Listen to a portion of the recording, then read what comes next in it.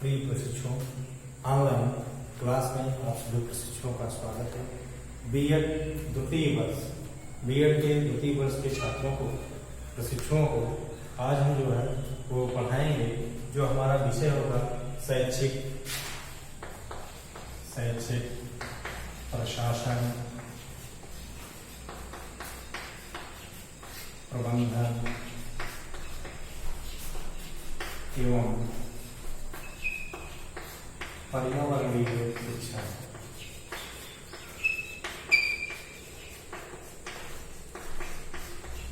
ठीक है, देखिए शैक्षिक प्रशासन, प्रबंधन एवं पर्यावरणीय शिक्षा ये हमारा विषय है। इस विषय के अंतर्गत मूल टॉपिक हमारा जो चल रहा था वो था प्राथमिक चिकित्सा।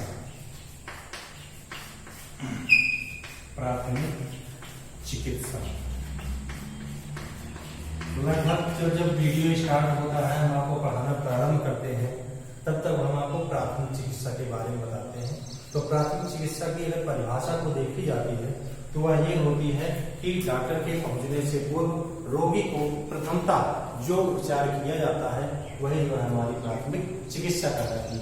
अब प्राथमिक चिकित्सा में हम देखते हैं जो है कि बहुत सारे जो है बीमारियां हैं, बहुत सारी दुर्घटनाएं हैं, जिसकी वजह से जो है हम सबको एक समान ही रूप से जो है वो प्राथमिक चिकित्सा नहीं दे सकते। हमको अलग अलग दुर्घटनाओं के हिसाब से अलग अलग जो है वो व्यवस्था जो है वो देनी पड़ती है, अलग अलग चिकित्सा देनी पड़ती है। जिसमें हम आपको जो है जैसे बताए हड्डी का टूट जाना, कूल्हे का उतर जाना, अस्थि का उतर जाना, या जो है रक्त का स्राव होना, है ना। उसके साथ साथ जो है हम बताए पैर का टूट जाना, लू लगना ना, उसके बाद जो है हम आपको बताए बिजली के झटके लगना, उसके बाद डूबना, ये तमाम जो है आपको बताया और अलग अलग उसके लक्षण बताए और उन लक्षणों के हिसाब से ही आपको जो है उपचार बताया गया। ठीक है, अब आज हम जो पढ़ना है हम लोगों को, जो हमारा टॉपिक है वह मूल टॉपिक हमारा जो है, ये तो आपका लेसन है और टॉपिक हमारा जो है वो आज का हमारा रहेगा। जो हम लोगों को अध्ययन करना है, जो पढ़ना है वह है विष। विष से तात्पर्य आप जानिए, विष क्या है। तो ऐसे ही आप देखेंगे जो है कि सांपों के काटने से या जो है कुछ भोज्य पदार्थों को खाने से या अधिक पदार्थों को खा लेने से हमारे शरीर में जो नुकसान पहुंचाता है या हमको जो अचेत कर देता है, जो मूर्छित कर देता है या हमारी मृत्यु हो जाती है, वही हमारी जो है वो विष कहलाता है। तो आइए देखिए, जीवों के लिए, जीव जो है मनुष्य जो है या कोई भी जीव है, उसके लिए जो है असंख्य पदार्थ जो है वह जो है वो विष के तुल्य होते हैं। असंख्य पदार्थ जो है हमारे वो विष के तुल्य होते हैं। लेकिन प्राथमिक चिकित्सा की दृष्टि से, जो हम प्राथमिक चिकित्सा करते हैं उसकी दृष्टि से जो है सभी प्रकार के विषों को जो है निम्न वर्गों में बांटा गया। जितने भी विष हैं उनको जो है मुख्यतः जो है वो 3 वर्गों में डिवाइड कर दिया गया। ठीक है, वो 3 वर्ग हमारे कौन कौन से हैं, पहले हम उसको देख लेते हैं। विष में जो है प्राथमिक चिकित्सा की दृष्टि से, ठीक है, इनको बांटा गया है प्राथमिक चिकित्सा की दृष्टि से। तो जो हम लोग ये पढ़ रहे हैं वह जो है वो प्राथमिक चिकित्सा की दृष्टि से, जो अभी इसको बांटा गया है 3 भागों में। 3 भागों में इसको बांटा गया। तो 3 भाग वो कौन कौन से हैं, उनको विषयों को हमको देखना है। तो ये देखिए, अब आप ये सोचते होंगे कि हम तो बीएड कर रहे हैं, प्रशिक्षण प्राप्त कर रहे हैं, तो इसकी हमारी क्या, हमको क्या आवश्यकता होती है। देखिए, प्राथमिक विद्यालयों में, मिडिल स्कूलों में आजकल आप देख रहे हैं कि क्या कि वह एमडीएम की व्यवस्था चलती है। अक्सर आप जो है समाचार पत्रों में देखते हैं, वीडियो वायरल होते हैं कि खाने में जो है छिपकली गिर गई है, खाने में जो है वो कुछ न कुछ कीटनाशक दवाएं पड़ गई हैं, या उसको सफाई से नहीं बनाया गया, इसके लिए जो है बच्चे एकाएक बीमार हो गए। उसके लिए प्राथमिक चिकित्सा हमको क्या करनी चाहिए। तो उसी प्रकार से हमको जो है वो निश्चित रूप से हमारे लिए, क्योंकि हम एक शिक्षक के रूप में कार्य करेंगे, सबसे पहला हमारा जो दायित्व होगा वो विद्यालय में बच्चों को तो करना होगा ही, उसके साथ साथ पास पड़ोस समाज में भी जो है हम सहायता कर सकते हैं। तो इसलिए जो है हमको ये निश्चित रूप से जानना आवश्यक। आपके मन में आप ये भ्रम न उत्पन्न हो कि निश्चित रूप से ये हमारे लिए उपयोगी नहीं है। निश्चित रूप से आपके लिए उपयोगी है। आप जो है तो समाज के दर्पण है, शिक्षक हैं, इसलिए जो है विद्यालय में तो आपका उपयोग है ही है, साथ साथ अपने घर परिवार में, अपने पास पड़ोस में, अपने समाज में भी जो है इन चीजों को जो है जैसे ही कोई घटनाएं होती हैं आप उसका उपयोग कर सकते हैं। इसलिए आपके लिए जो है जानना बहुत ही महत्वपूर्ण होता है कि किस प्रकार का विषय और कैसे जो है उसको हम करना चाहिए। ठीक है, तो आइए देखिए हम देखते हैं जो हमारे तीनों प्रकार हैं वह जो है क्षार युक्त, पहला है हमारा क्षार युक्त विष, ठीक। दूसरा है हमारा जो है अम्ल युक्त विष,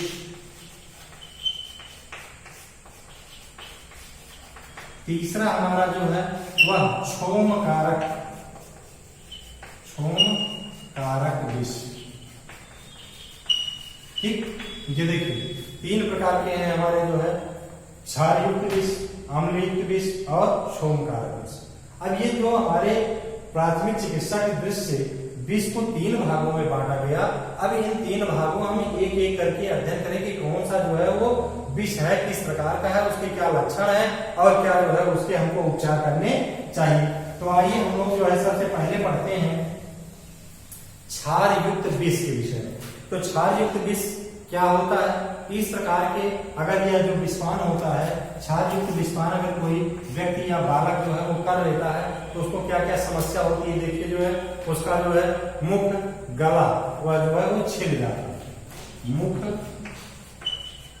गला छिल जाता है। कैसे भाई? देखिए ये जो है जो होता है ये सबसे पहले मुख में जाता है, मुख के बाद आपके गले में जाता है, उसके बाद जो है जो आपकी नलिकाएं होती हैं उसको, तो सबसे पहला जो प्रभाव करता है मुख पर करता है, उसके बाद गले को। तो मुख और गले को जो है ये क्या करता है? छील देता है, अर्थात उसको नुकसान पहुंचा देता है। एक परत की जो है वो उसको जो है वो जला देता है। उसके बाद क्या होता है? ये सब सारी चीजें होने से कहेंगे कि मुख जो है छिल जाए, गला छिल जाए तो क्या समस्या होने दीजिए, ऐसा नहीं। क्या होगा? आपके शरीर को दर्द उत्पन्न होगा। उसके साथ साथ क्या होगा? कभी कभी जो है आपकी श्वास जो है वह बंद हो जाएगी, आपको सांस लेने में समस्या उत्पन्न होगी। उसके बाद देखिए दूसरा हम देखते हैं क्षोम कारक विष। दूसरा हम देख लेते हैं क्षोम कारक विष। क्षोम कारक विष क्या है भाई? इसके बारे में हम देखते हैं। क्षोम कारक जो हमारा विष है वह जो है सड़े हुए भोज्य पदार्थ, अर्थात घरों में हम अक्सर देखते हैं कि शाम को भोजन बनाया जाता है वो बच जाता है जब उसको हम फेंक देते हैं।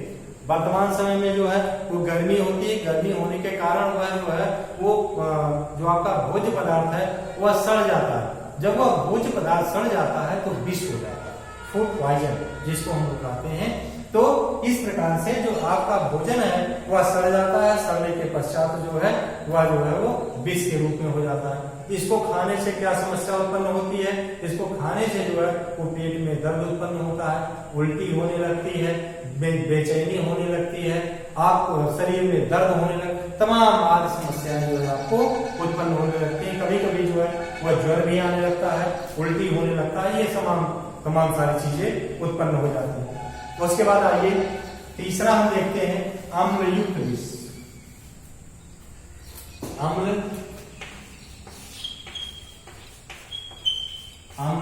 युक्त विष।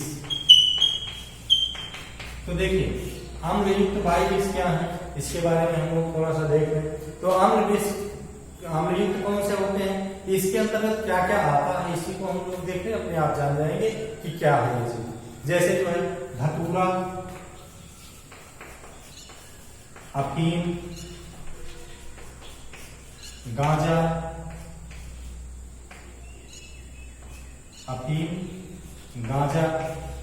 ठीक है। देखिए धतूरा, अफीम, गांजा, क्लोरोफॉर्म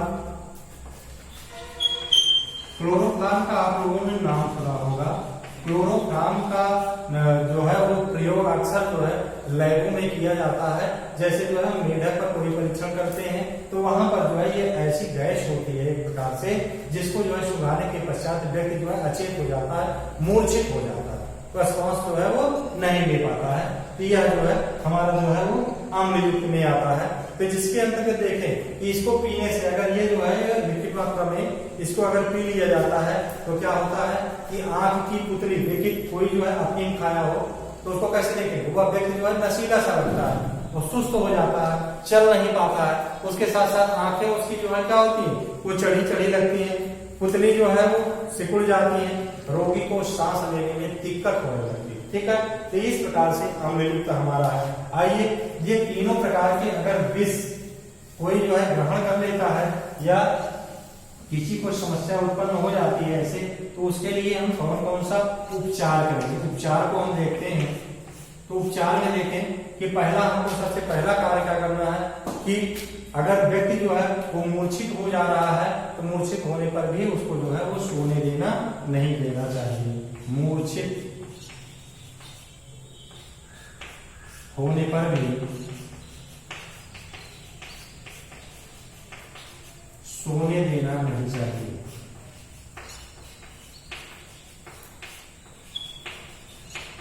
सोने देना नहीं चाहिए। ठीक है, ये आपको कार्य करना है। पहला कि जब वह मूर्छित हो जाए, वह कहे कि हमको नींद आ रही है, तो ऐसी स्थिति में रोगी को सोने देना आपको नहीं है, रोक देना है। उसके बाद दूसरा, सांस लेने में अगर उसको दिक्कत हो रही है, सांस लेने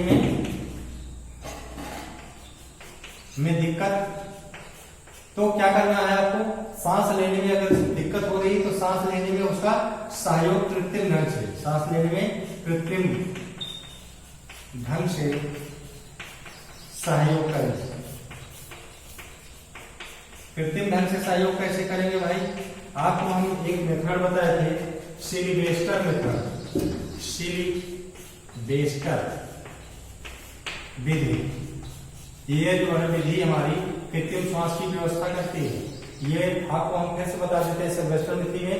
इस विधि में क्या करना है, आपको पेशेंट को स्ट्रेट लेटा देना है, सीधे एकदम फ्लैट लेटा देना है।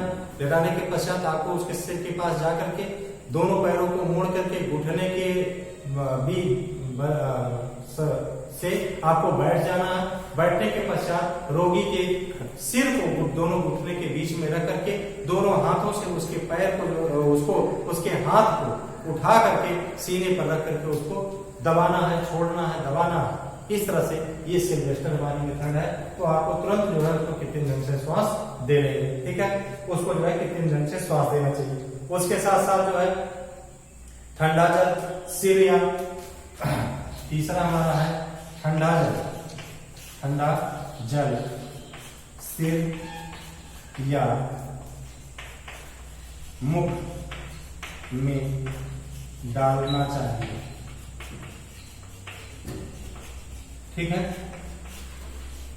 आपको ये कार्य करना है कि ठंडा जल जो है उपचार ये करना है, ठंडा जल उसके सिर पर डाला जाए, उसके मुख पे डाला जाए, जिससे उसकी मूर्छा जो है वो समाप्त हो जाए। उसके बाद चौथा बिंदु हम देखें, चौथा बिंदु क्या करना है, चौथा कार्य हमको उपचार में उसको जो है उल्टी कराने का प्रयास कराना चाहिए। ठीक, उल्टी कराने का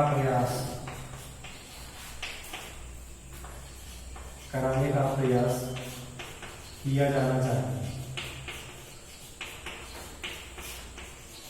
उल्टी कराने का प्रयास क्या होगा भाई, ये कैसे आप करवाएंगे, कोई विष खा लिया है या देखते हैं वर्तमान समय में तमाम गोलियां ऐसी आती हैं जो कि कीटनाशक होती हैं, जिसको व्यक्ति अक्सर जैसे झेंगुर मारने की दवा, उसके बाद जो है सल्फास, आज तमाम ऐसी दवाएं हैं लोग खा लेते हैं। तो ऐसी दशा में वह पेट में जाकर के गैस बनाना प्रारंभ कर देता है और आपको पेटों में ऐठन होने लगती है, जलन होने लगता है, जिससे जो है वो पीड़ा होने लगती है, असहाय हो जाता है व्यक्ति और अंत में जो है उस व्यक्ति की मृत्यु भी हो जाती है।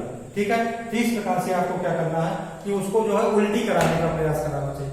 अब उल्टी कैसे आप कराएंगे, उसके लिए जो है आपको दवा तो तुरंत मिल नहीं जाएगी। उसके लिए आपको क्या करना है कि 1 गिलास गुनगुने पानी में जो है 2 चम्मच नमक लेना है, उसके बाद सूखी सरसों लेना है, वो उसमें डाल करके उस व्यक्ति को पिला दीजिए। अगर वह व्यक्ति जो है वो नहीं पी पा रहा है, तब ऐसी स्थिति में आपको क्या करना है, ऐसी स्थिति में गले में जो है आप उंगलियों को डाल करके उससे ऐसी परिस्थिति उत्पन्न कर दें जिससे निश्चित रूप से वह जो है उल्टी करने लगे। ठीक है, उसके बाद जो है रोगी को गर्म चाय, कच्चा गर्म चाय देना है। उसके बाद जो है अगर आप गर्म चाय उस समय नहीं दे पा रहे हैं तो क्या करना है आपको, अंडे को जो है दूध में मिला करके उसको किसी प्रकार से जो है वो फेंट करके जो है उसको मिला देना। जब उसको मिला देंगे वह पी लेगा तो निश्चित रूप से वह ऐसा गाढ़ा तरल पदार्थ बन जाता है कि उसको पीने के पश्चात उसको जो है उल्टी आना प्रारंभ हो जाती है, उल्टी हो जाता है। अगर तभी वह नहीं कर रहा है तो दूध की मलाई जो है वो गर्म पानी में मिला करके या दूध की मलाई जो है वो दूध में मिला करके उसको जो है गर्म चाय के साथ में मिला करके अगर उसको तब भी पिला दिया जाता है तब भी उसको उल्टी आना प्रारंभ हो जाती है। उसके बाद जो है शीघ्र आपको क्या करना है कि डॉक्टर के पास जो है वो पहुंच जाना है। इस प्रकार से हम जो है क्या कर सकते हैं, उपचार जो है वो विष से कर सकते हैं। आइए अगला बिंदु जो है ये हमारा है विष। अगला बिंदु हमारा जो है वह है सांप का काटना। अक्सर आप देखते हैं कभी कभी जो है सांप का काटना, अगर किसी व्यक्ति को सांप काट ले तो आपको जो है उसके लक्षण क्या दिखाई देते हैं, क्या जो है उसको समस्या होती है। तो इस प्रकार से देखें तो सांप के काटने से वास्तविक खतरा जो है वो कहां पर होता है, मनुष्य के किस अंग को प्रभावित करता है उसको हमको देखना है। तो मनुष्य का अंग जो है वो कौन सा प्रभावित होता है, अंग उसका जो है मनुष्य का हृदय प्रभावित हो जाता है, रक्त एवं जो है स्नायु संस्थान जो है उसके प्रभावित हो जाते हैं, उसके विष की वजह से जो है वो प्रभावित होते हैं। तो आइए देखते हैं क्या क्या होता है, समस्या उसको क्या होती है। अत्यधिक तेज दर्द होने लगता है, सबसे पहला जो है वो क्या होता है लक्षण, दर्द होने लगता है, दर्द होने लगता है। दूसरा क्या होता है उसको, पहला दर्द होता है, दूसरा उसको कौन सी समस्या होती है, उसका त्वचा जो है वो बैगनी रंग की हो जाती है, त्वचा का रंग बैगनी हो जाता है।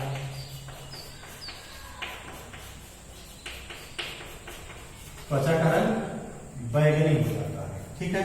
तीसरा लक्षण इसका देखें और कौन से लक्षण हमको प्राप्त होते हैं, उसके साथ साथ जो है वो क्या होती है, बेहोशी आने लगती है, अर्थात व्यक्ति जो है मूर्छित बेहोश होने लगता है,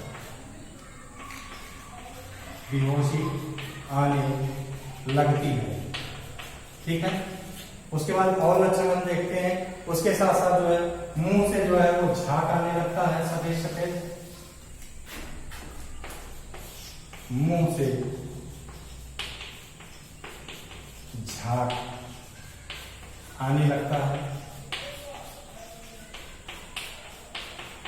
मुंह से झाग आने लगता है। पांचवा बिंदु जो हमारा है वह सांप काटने से नाक, मुंह और मल द्वार से जो है खून निकलने लगता है, ठीक है। नाक, मुंह, मल द्वार से खून निकलने लगता है।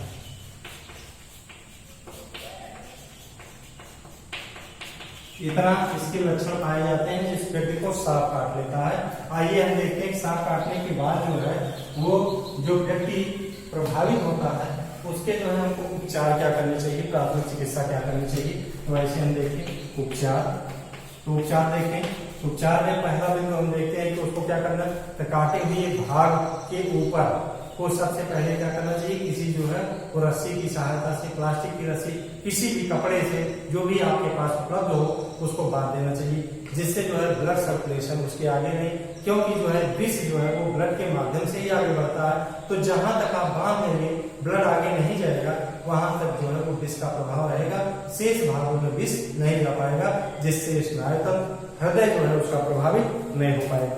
उसके बाद काटे हुए भाग पर जहां पर जो है सांप काटा हो उसको जो है चीरा मार करके जो है वहां के ब्लड को जो है तुरंत निकाल देना चाहिए। उसके साथ साथ अगर आपको जो है पोटेशियम परमंगनेट का घोल मिल जाए तो निश्चित रूप से जो है घाव पर जो है वो भर देना चाहिए।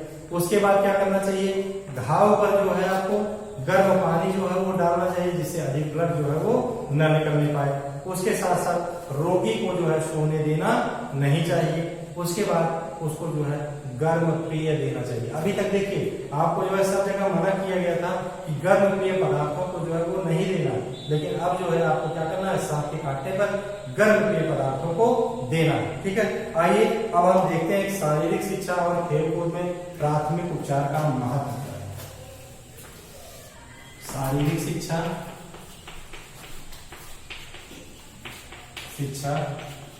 और खेलकूद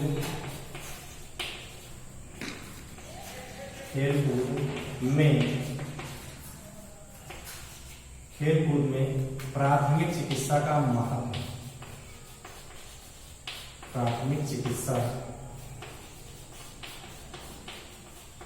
का महत्व क्यों जो है ये आवश्यक है, ये क्यों, जैसे शारीरिक शिक्षा में या खेल कूद हो रहा है तो प्राथमिक चिकित्सा क्यों महत्वपूर्ण है, क्यों जो है वो प्राथमिक चिकित्सा होनी चाहिए। देखिए जो है तो किसी भी प्रकार की चोट लगने के बाद प्राथमिक चिकित्सा बेहद आवश्यक होती है। अगर जो है अस्पताल नहीं ले जाया जाता है, एम्बुलेंस आने में देर होती है, तो ऐसी दशा में यदि उस खिलाड़ी को हम जो है चिकित्सा नहीं उपलब्ध करा पाते हैं तो निश्चित रूप से हमारा कार्य जो है वो बाधित होता है, हमारा उद्देश्य तो बाधित होता है, उसके साथ साथ हम जो महत्वपूर्ण हमारा जो खिलाड़ी है उसको भी हम खो देते हैं। इस तरह से जो है हमारा कार्य प्रभावित हो जाता है। एक प्रकार से कह लीजिए कि प्राथमिक चिकित्सा से व्यक्ति का जीवन जो है वो सुरक्षित किया जाता है और उसकी बाहरी एवं अंदरूनी स्थिति को जो है वो जो है क्या किया जाता है, संतुलित करने का प्रयास किया जाता है। प्राथमिक चिकित्सा के दौरान सबसे पहले मरीज को जो है वह मरीज की जो जांच की जाती है वो वायु की जांच की जाती है कि वह व्यक्ति जो है वो सांस ले पा रहा है या नहीं ले पा रहा है।